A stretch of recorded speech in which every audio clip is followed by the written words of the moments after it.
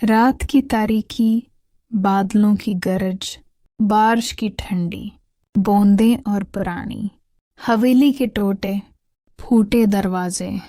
ये सब मंजर ऐसा लग रहा था जैसे किसी पुरानी दास्तान का आगाज होने वाला हो। अली, जो कि लाहौर से आया था और जिसकी उम्र महज 14 बरस थी, अपने दोस्त हमजा के साथ उस हवेली में चंद दिन के लिए रुका हुआ था। मकसद ये था कि अपने खानदान की पुरानी जमीनों और जायदाद के कागजात देख सके। मगर पहली ही रात सहन में कदमों की आहट सुनाई दी तो उसके दिल की धड़कन तेज हो गई। उसने खिड़की से बाहर झांका मगर अंधेरे के सिवा कुछ नजर न आया। हमजा, जो हंसमुख और शौक मिजाज लड़का था, मुस्कुराकर बोला, ये सब वहम है।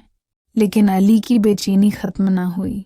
इतने में कमरे के दरवाजे पर हल्की सी दस्तक हुई और ज़ैनब नमोदार हुई। ज़ैनब की उम्र 22 साल थी और वो हमजा की कज़न थी। उसकी सादा मगर पुरकशिश शख्सियत इस अंधेरी फजा में और भी पुरसरार लग रही थी। ज़ैनब की आंखों में एक ऐसा दर्द झलक रहा था जिसे देखकर अली के दिल में इन जाने जज्बात जाग उठे। ज़ैनब ने नर्म लहजे में कहा, रात गए उस हवेली में ज़्यादा न बैठा करो। यहाँ सिर्फ पुरानी यादें नहीं, कुछ राज भी छुपे हैं। अली ने हैरत से पूछा, कैसे राज? मगर ज़ैनब ने नज़रें झुका लें और बात बदल दी, जैसे वो कुछ कहना चाहकर भी न कह सकी हो। मान अगली सुबह जब बारिश थम गई और सूरज की किरणें पुरानी दीवारों पर बिखर रही थीं, अली लान में बैठा सोचों में गुम था। अचानक ज़ैनब करीब आ बैठी। हुआ के झोंके उसके बालों को बिखेर रहे थे। अली को पहली बार लगा कि ये लम्हा कितना हुसीन है। उसने पूछा, तुम इतनी खामोश और उदास क्यों रहती हो? ज़ैनब ने आसमान की तरफ देखते हुए कहा, अधूरे ख्वाब और अधूरे रिश्ते इंसान को अंदर से तोड़ देते हैं। अली ने उसकी आंखों में वो चमक देखी जो दिल की कहानी सुनाती थी। वक्त गुजरता गया और अली और ज़ैनब करीब आते गए। कभी वो पुरानी गलियों में साथ साथ चलते, कभी शाम के वक्त लान में चाय पीते, कभी खामोशी में एक दूसरे को देखकर मुस्कुराते। ये सब लम्हे अली के दिल को बताने लगे कि शायद ये वही रिश्ता है जिसकी तलाश वो बरसों से कर रहा था।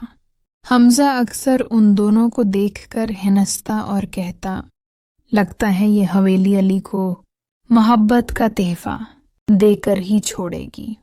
लेकिन एक रात फिर वही पुरसरार कदमों की आहट सुनाई दी। अली सहन में आया और देखा कि पिछला दरवाजा खुला हुआ है। करीब जाकर देखा तो ज़ैनब वहां खड़ी थी। उसकी आंखों में नमी और चेहरे पर एक छिपा हुआ राज झलक रहा था। अली ने पूछा, उस वक्त यहाँ क्या कर रही हो? ज़ैनब ने धीरे से कहा, ये हवेली मेरे ख्वाबों और मेरे दर्द का हिस्सा है। यहाँ मेरे वालिदीन की यादें बसी हैं, मगर उनकी अचानक मौत के पीछे कुछ ऐसे राज हैं जो मैं किसी से नहीं कह सकी। अली ने उसका हाथ थाम कर कहा, अब तुम्हें किसी से डरने की जरूरत नहीं। जब तक मैं हूं तुम अकेली नहीं हो। ये अल्फाज सुनकर ज़ैनब की आंखों से आंसू बह निकले, मगर उन आंसुओं में सुकून भी था।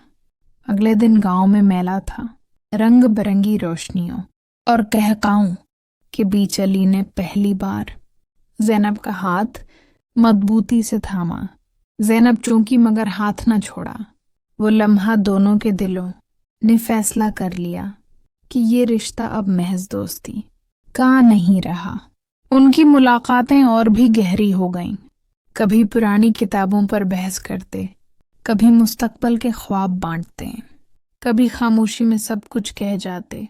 कहानी का असल मोड़ उस वक्त आया जब ज़ैनब ने अली को हवेली के एक खफिया कमरे में ले जाकर बताया कि उसके वालिदैन की मौत महज हादसा नहीं थी, بلکہ کچھ لوگ جائیداد کے پیچھے تھے جنہوں نے دباؤ ڈالا اور پھر اچانک وہ دنیا سے چلے گئے۔